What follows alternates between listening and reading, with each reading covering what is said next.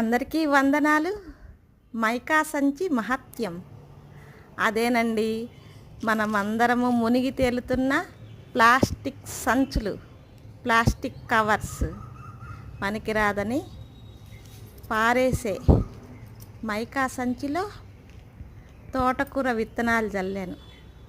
కుండీలోనే కాదు, సంచుల్లో కూడా ఆకుకూరలు పెంచుకోవచ్చని చేసిన ప్రయత్నం ఫలితం మీ ముందు. ఆ మట్టిలో నేనే తయారు చేసుకున్న